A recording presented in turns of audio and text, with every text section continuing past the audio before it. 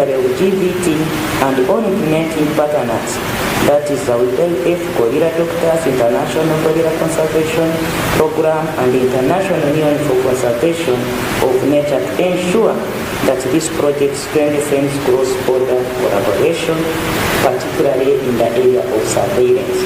This is an area where we need to work together so that we can detect the early diseases that outbreaks out.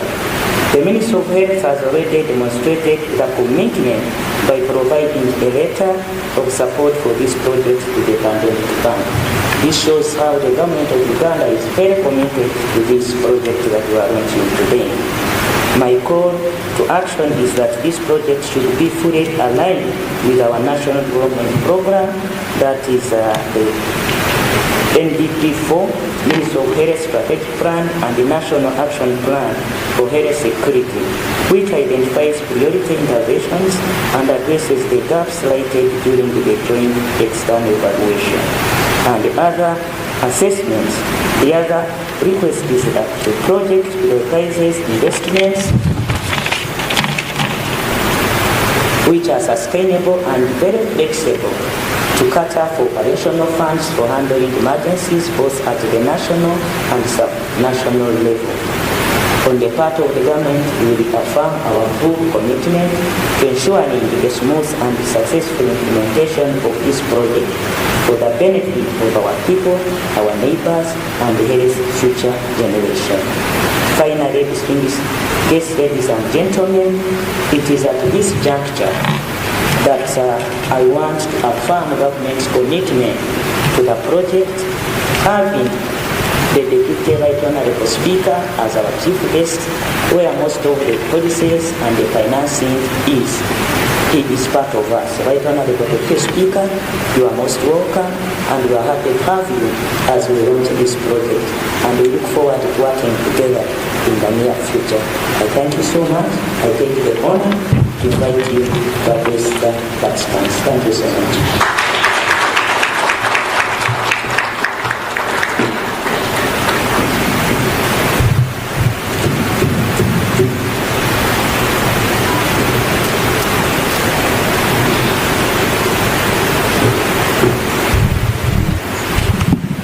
Thank you, the Honourable Minister for Health, the Chairperson Committee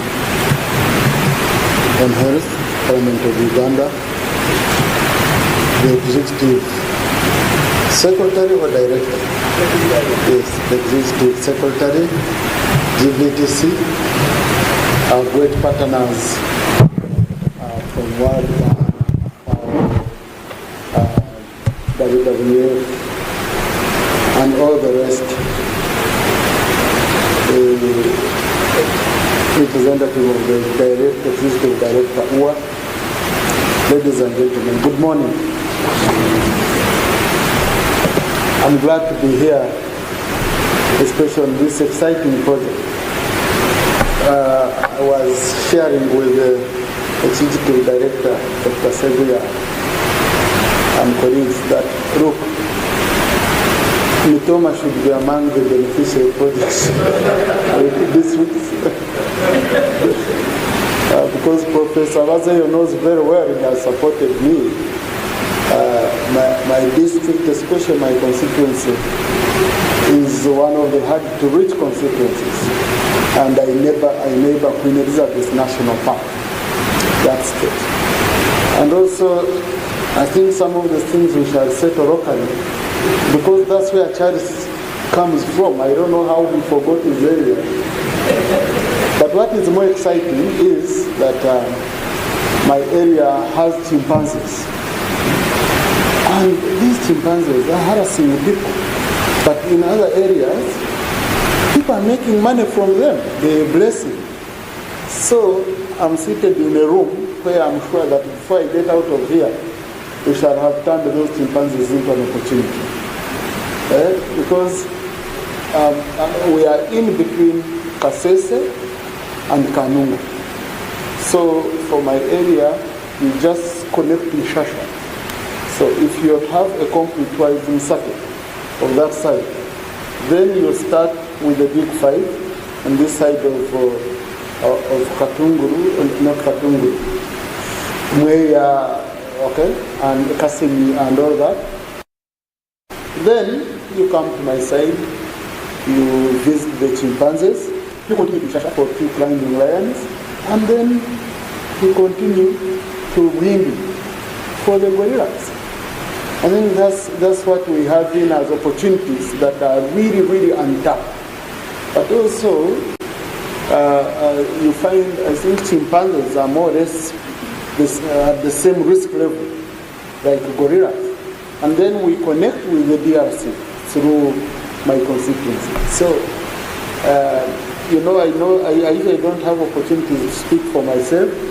So today I'm happy. I have people who are listening to me as I speak for my area. Yeah, but I hope through Charles and Dr. Sevilla, we are going to work on this project. I don't know, the Minister for Tourism is not here. But I want us to do all we can to have those those chimpanzees habituated so that we increase on the opportunities available around Queen Elizabeth National Park. I think it is very, very, very important. But I really want to thank you, Dr. Sebi and your team, and our partners for this great project, One Health approach. The first One Health approach I got was from Dr. Wazeyo and his team at Makerere University, where they tackled very, very many challenges with the support of USAID.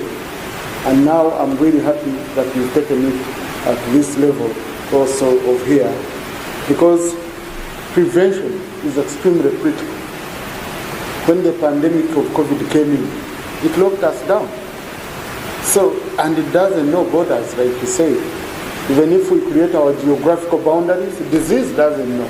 These animals don't know the boundaries. I've been doing gorilla tracking in most of our areas, and I visited our national parks. I don't think these animals recognize your artificial borders. So even where we fail to come together as politicians, where we are talking of political integration, the way the president has been talking about it, the animals are already integrated, and the diseases are already integrated. They don't know about all this. So I'm really happy to see that we as human beings, we have also now been integrated.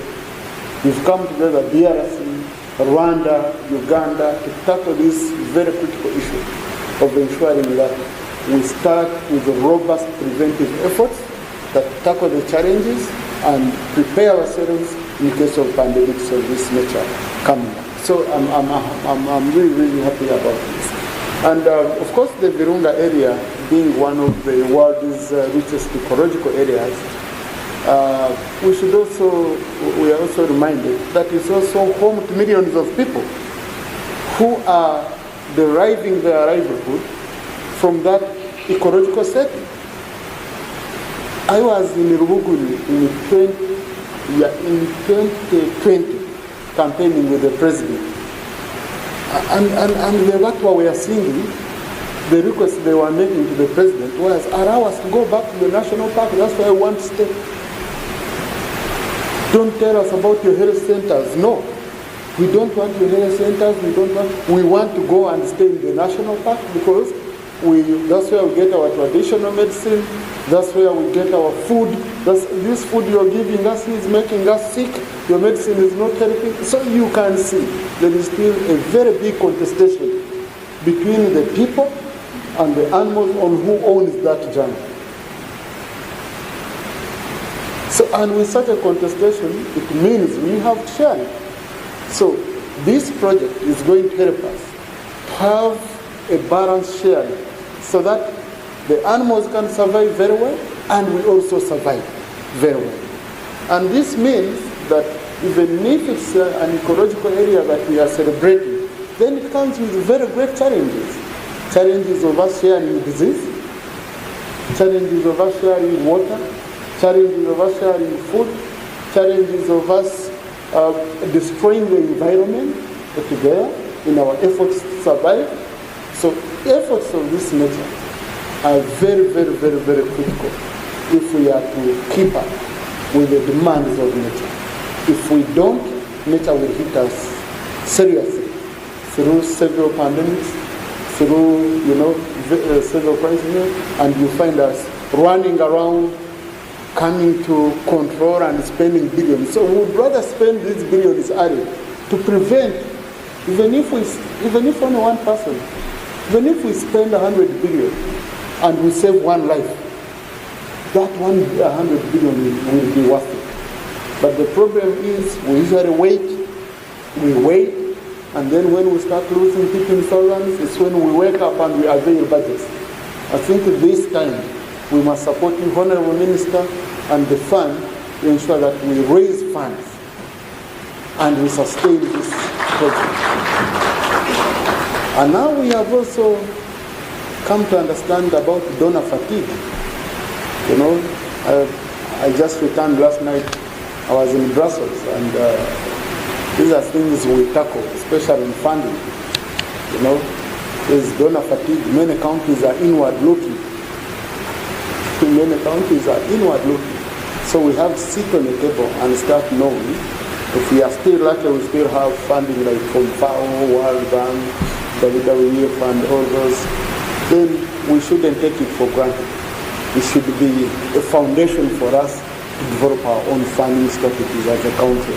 That's the only sustainable way that we shall achieve it. So, Honourable Minister, once you bring this Parliament, please kindly count on my support.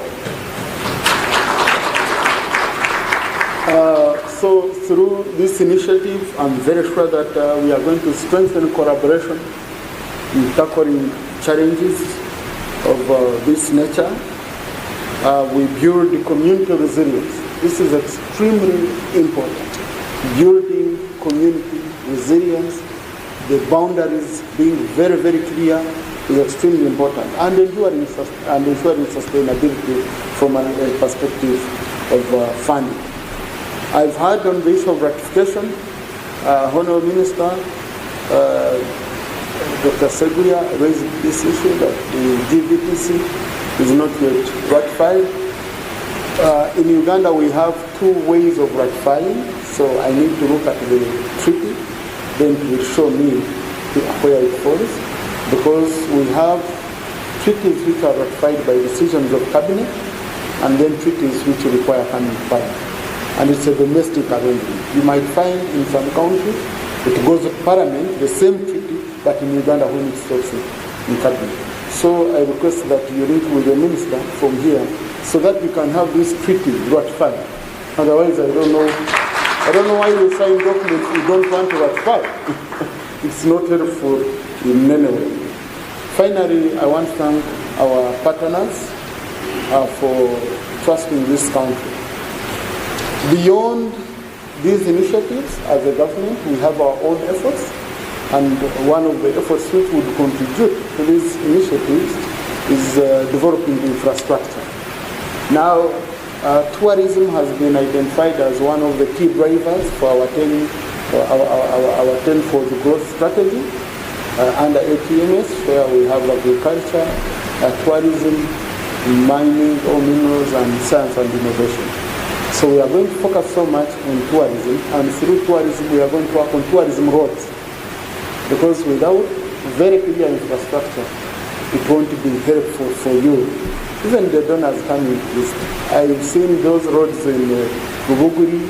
Recently I represented the president when we were launching that Virunga road in Kisoro, and the one who represented the president, we've done the one of, we are working on the one of Windy. We are going to do the one of Virunga. So we want that whole area interconnected, so that even in your efforts, you're able to move without much hindrance as you support us as a country. And so I want to thank the donors, the funders for the support, and Dr. Sevi and your team for the foresightedness of knowing that prevention is more critical than cure. I want to thank UA for the great job you've done in protecting our national parks. These are things which are non-negotiable. And as politicians, there are things where we must be clear. And the moment you are clear, and I told my colleagues in Parliament, I may be a national park, but my voters know you can never come to me as your representative to rob them or to ask Tayewa to intervene when they find you in that national park, destroying you. And you come and say, well, they arrested my person, I was just looking for firewood. No. Who has put in place very clear arrangements? The agreements with the communities. They allow them to go, get firewood, but these people who have wild meat, and the problem, I'm told, the moment you taste that meat, you stop looking for other meat. So that's what I'm told. So I've never tried testing because I don't want to be a hunter. So I urge my colleagues, the politicians, that we must come out boldly and be clear to the people we need that there is no support they will get from us if they go and interfere with the national parks. They must be protected at all costs, and these efforts must be supported by us leaders. National parks are not for looking for votes. No way. They are for protection, and it's non-negotiable. So I want to thank UA for the good job you are doing from that perspective. And with those very many remarks, it's an honor for me to declare the project launched. I thank you.